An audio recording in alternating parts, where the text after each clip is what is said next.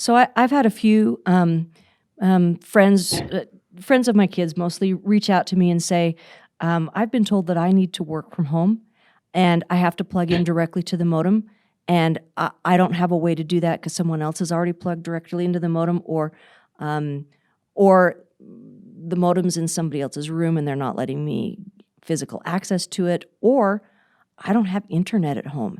I'm going to lose my job, and people, this is a bad time to lose your job. People are worried. And so for people who are I'm gonna get a little ranty here.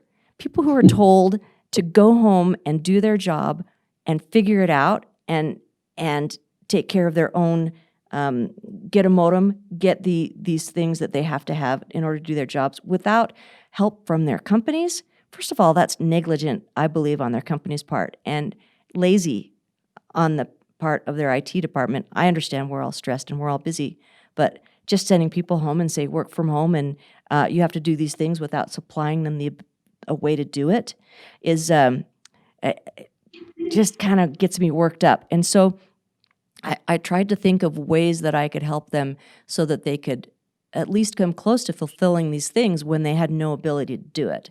And so when they have the laptops from work that they're allowed to take home, that's great, because then we're going to assume that the company has taken care of some basic security things. But if they're told to work from home, what are things that people can do using their own systems to try to increase their security when they don't know IT or security? Yeah, so I think part of it, especially if you're using your own systems, make sure the system's patched, or even in the event that you have a company that's saying, hey, here's your system, take it home and keep working, and they're not giving you that guidance. One of the best things you can do to protect yourself and to protect your customers is to patch your systems. Use strong passwords. A lot of the times most of the breaches that we're seeing, they're not some weird difficult technology that people are using. Their attacks have been used for years and years, and they're usually using known exploits. So this is, if your system has a vulnerability that has not been patched, those are something that people are going to use. Or if you're using weak passwords, or even if you're using strong passwords that you use everywhere. If you have a really strong password that you use on all of your accounts and one of your account providers is compromised, then that really strong password is not really strong anymore because it's out there. And there's lists of all of these compromised passwords.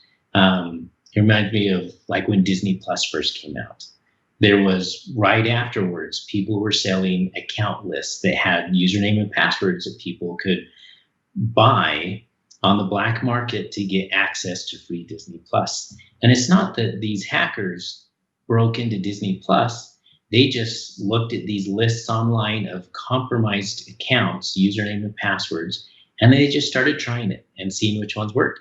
And because a lot of us don't want to remember a whole bunch of passwords, there's a lot of people who reuse the same password over and over again on a lot of environments. Yep. So that's going to put you more at risk. So don't reuse your passwords, have strong passwords, patch your systems. And that really will take you really far in the security, in your effort to try to secure yourself. Thanks for watching. To watch more episodes of SecurityMetrics Podcast, click on the box on the left. If you prefer to listen to this podcast, it's available on all your favorite podcast platforms. See you on the slopes.